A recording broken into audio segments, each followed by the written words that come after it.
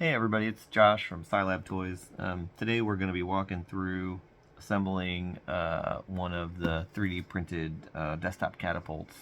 Either you bought the kit and you want to see how to install it, and thanks for that, or if you're just interested in kind of how it goes together or watching things get put together, you can follow along and just see sort of how these kinds of things get put together. So we're going to start with the box. It's not a big, long kind of a process to put one of these together. Maybe 15-30 minutes from opening the box all the way through. Maybe a little longer. It's the first time putting something like this together. But we'll walk through the whole process from start to finish. So if it comes in a box, it comes in a box about this size. It's flat, packs pretty nice. Inside the box, everything you need to put it together and all the parts. So we pop it open, and right on the top here is the rubber bands. This catapult is rubber band powered, so there's 2 rubber bands, one goes on each side. It comes with a little Allen wrench. I actually won't use this one. This is fine, but I won't use this one for mine. I have a slightly upgraded version that I use. Just a little handier, but this is fine. That's what would come with the kit normally. It comes with the beads it fires. It comes with 3 of those. They're in a sealed little pouch. They'll roll away if I move them too far, but that's about what they look like. Put those off to the side. Comes with 2 boxes. One's a box of nuts. And we'll open that one in a little bit. And one is a box of screws. And we'll open that one in a minute too. This one is the firing arm, packed separate, and you can see it's basically a spoon type design. It has an attachment to a rod on the one end, and it has a spoon for flinging the beads or whatever else you're flinging on that side. And then all the rest of the parts are in this pouch here. We'll go through them. These are the 2 sides of the catapult. They stand up. We have a left side and a right side. And you can tell the difference between the left and the right side. They're mirror images of each other, but the little tabs on them always point forward, so you can kind of tell which one's left, which one's right. And they'll lay out like that. And we have the arm that the catapult goes into. I'll show you how those go together in a moment. We have 4 wheels. We have the 4 hubcaps that go with the 4 wheels. They're right here. 1, 2, 3, and 4. And they actually go inside. I'll show you how those go together. And there's a stopper arm. That's this guy. That's what the catapult arm contacts to stop the travel. This is a ballast cover, just to prevent the ballast from falling out. And then this is the base, which kind of holds the whole thing together. Ballast goes into it, and all the other pieces actually affix to this in one way or another. So I like to open the box, get everything, make sure it's all there. There are, kind of a number of pieces. I like to make sure everything's there, and have it laid out in a logical fashion, and then we can start installing it.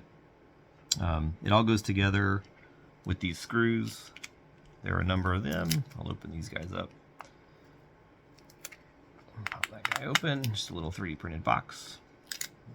Pop that cover off. And there are 4 different sizes. There's 6mm, 8mm, 10mm, and 12mm. They're a little similar in size, but when you lay them side by side, they're pretty easy to tell apart. The bottoms of the compartments actually have the size of it, 6, 8, 10, or 12, printed on the bottom so you can see them. But I tend to just dump them out and then line them up by size because it's fairly easy to do. Let's dump that guy over. 6s came out. So here's the bottom of the container. You can kind of see the printed numbering in there, telling you the sizes. And then we'll start laying them out. So the short ones first. 6s. This is a 6. There are 3 8s. There's an oddball out with the 8s. And then there's a tall one, 10, a 10, and a 12. So now I have these guys lined up, 6, 8, 10, 12, all in order. And then I'll open up the nuts, and it's full of nuts. There should be 14 in here. These are actually the ballast weights that go into these compartments here. You can see these are nut-shaped compartments. We'll stack 2 layers, so this 7 will stack in the bottom, and then this 7 will stack up top. So usually I actually start with that step, so we're going to go ahead and start there now. So I'll dump these guys out and just put them somewhere handy. Put this guy off to the side, and we'll start installing these. Sometimes they can be a little tight. The compartments are meant to not rattle too much, so installing them can involve some pressing. If things get a little wedged sideways like that one just did, you can use a tool to pry them, or use the Allen wrench to pry them in there. In this, they'll freely sit in there. They won't move too much, but to prevent them from rattling, you can actually insert some glue. You could use hot glue. You could really use any kind of glue in here if you get a little annoyed by the rattling of the weights as they shake. You can secure them however you want. Any more weight up here won't hurt anything. So whatever you want to put in there, slime or plaster or whatever, as long as it fits in the compartment, is fine. And we got one more. And that guy's got wiggled sideways. It's a little on the tight side, that one. It's okay. And here. Okay, so there you go. So all 14 weights are in place in 2 rows of 7, and you see they just go under the top. This compartment encloses them totally. And then we secure that with the cover. So this guy's the cover, and he goes right over the top, and it'll just slide right on. It has these 2 side pieces that affix laterally, so it slides on forward and back, and then in the back there's 2 holes here that when it's seated, you can see it's not a big gap here, just loose press fit. When it's seated, those holes will line up nicely, and that gets affixed with 2 of the 2 short 6mm screws, short guys. So get the short guys on there, and you just press right through the back, and it should go in pretty easily. And these guys can be pretty tight. You don't want to over tighten them to crack the plastic, but tighten them down. You want to tighten them until the gap on the front side is closed, and make sure there's no opening there. And we'll flip it over and check that when we're done. So we got 1, we got 2. It's going in there. Oops, slipped. Happens. All right, they're pretty good. So we'll flip it over. We should see there's really no gapping here. Everything's pretty tight. And then we can look at the bottom and make sure that this isn't tilted back or anything, and that looks pretty good right there as well. So that's a pretty good securing of the ballast cover. So that step's done. Next, I usually like to install the spoon into its arm. So this is the swinging arm, and the spoon, you see, has a screw hole in the back of it. The arm has a hole on one side, so the arm goes into the spoon goes into the arm until it lines up. And you want to make sure that the spoon side is opposite the fastener. So when you slide it in, you should be looking at the fastener on the back side of the spoon, so not the spoon side. It could be installed backwards. You just gotta be careful. And that takes an 8mm screw, and that's why there's an oddball number of 8mm screws, because this just takes 1. And it should just go right in there. It just goes right through and secures the spoon. And again, tighten that up. Not crazy tight, but tight enough that it's not moving. And that looks pretty good. Screws in the back, spoons in the front. And we set that guy off to the side. Next is the body, putting together the body. So the way it works is the sides go in, and then the wheels and the hubcaps together get put on, and then a single fastener goes through the entire assembly. So the wheels and the hubcaps kind of like hold everything together when the screws go on. I'll show you how that works. So we'll start with the left side, just kind of show you. So again, when you put this thing together, the front, this little tab that's going to secure the rubber band later, should be pointing towards the logo, and that's how we know we're on the left side. If this was over here, it'd be on the outside edge. It should be on the inside, pointing towards the logo. And so we're going to slide this into this little slot, like so, on one side, and then push it in from the other side. Sometimes these are tight, sometimes they're not, just how the tolerances work out. That one was pretty easy, but they'll always fit. Sometimes they're a little tighter than others. And so we're going to go press this, fit this together now with a fastener. So we take a wheel, and we take a hubcap, and in the front it takes the long fastener. So we're going to take one of the 12mm fasteners, and you push that through the whole assembly, and then we turn this guy to the side, and we're just going to put this whole assembly here, and then we're going to tighten that up. And you can tighten these up pretty securely, because the hubcap is a little taller than the wheel, so it won't bind the wheel if you tighten this guy all the way up. So tighten this up till it's snug and he's tight, and it should freely rotate that wheel. And then we perform the same operation in the back, but we use the shorter fastener. So again, hubcap and wheel, but we're going to use the 10mm screw. And you just push that guy through, tilt it up, and put him in, and then hold it in place, and tighten that together. And it should relatively easily go together. And again, you're tightening this one up fairly tight. Okay. So we got 1, 2 spinning wheels, and then we're just going to basically repeat that process on the other side. So now we have the right side, we know it's the right side again, on the inside pointed towards the logo. So we slide this guy through, press it from the back, press it from the front, and you really want this to be flush at the bottom. If that's not flush, the holes aren't going to line up. So press it flush. You can actually see, I don't know if you can see on the video, but you should be able to see through the hole, the hole in this piece should be able to see right through there. And then again, we're going to do the same operation. We take a wheel, we take a hubcap, and we take the long fastener and put that together right through here. And we're going to tighten that guy up. And it's not too hard to get started. Just takes a few turns. And tightened up. And then we're going to do the same for the last one, for our last wheel. Wheel hubcap, 10mm screw.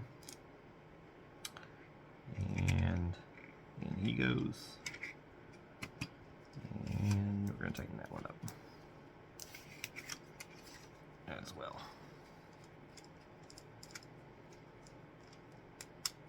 Okay. So now we have 4 wheels. Should all be smooth. It should be relatively flat and even, should rotate on those wheels without any trouble. And so we're in pretty good shape. So the next piece to go in is the spoon assembly. Before we put it in, we have to put the rubber bands into it. So we have these 2 rubber bands that are the source of tension to make this whole thing go. And so there are slots in this crossbar. There's 2 of them, a right one and a left one. And the rubber bands go through those slots and around to apply tension. So the way it goes is the rubber band feeds from the back. So you fold it over, push it through the back, and then go around the end and pull it taut. And you do that on both sides. So you start from the back, spoons pointed away from you, and the rubber band goes through the slot, and there's enough clearance. Doesn't usually bind in there too tough, and around the end, and then pull it taut. It can fold over itself. It's not really the end of the universe. The key thing is the rubber band, the loose end of the rubber band should be behind the spoon when you're all done with the whole assembly process in this step. So once that's done, this whole thing gets installed, and it has a little detent, so it'll push down and it'll rest loosely there. You need to press it further and it'll click.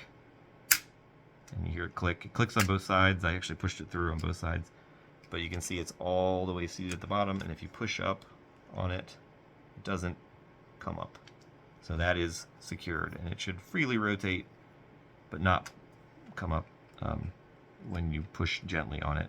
So the detent is there to prevent it from backing up. And then the next step is to effectively to arm this catapult. You apply the tension and you rotate these guys around and go forward onto the arm. I'm going to try to do this so that the camera can see it. It's kind of hard to do.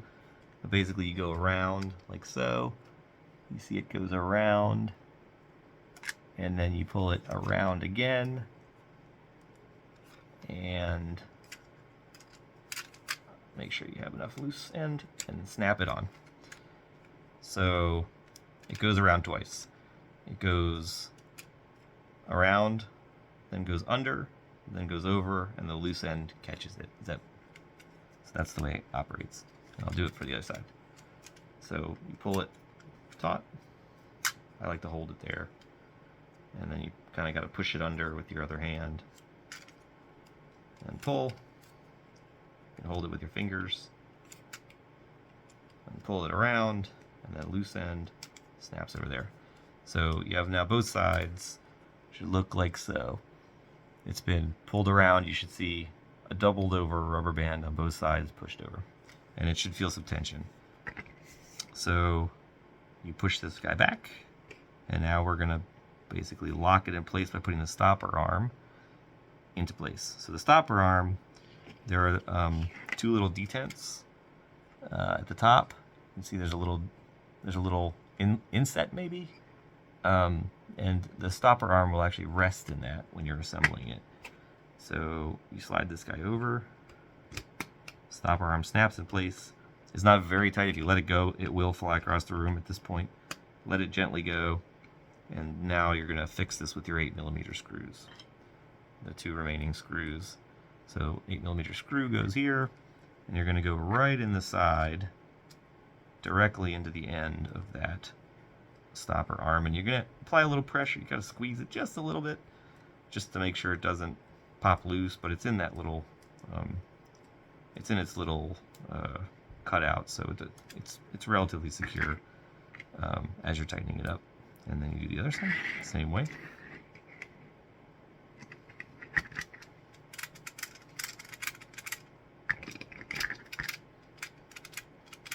And all the way in, just thread it all the way through. And again, you're looking for a little bit of tight, but not over tight there. And that's pretty much it. This is an assembled catapult. When I pull it back, it should snap very nicely. It shouldn't leave the ground. The weights are keeping it nicely in place. The back side will tilt forward a little bit as you fire. Test fire it a few times, just make sure everything looks like it's firing. And then you can always take one of these guys and put it in the cup. And off it went. Alright, well, I hope you enjoyed watching the assembly of this catapult. And I'll see you guys next time. Alright, bye.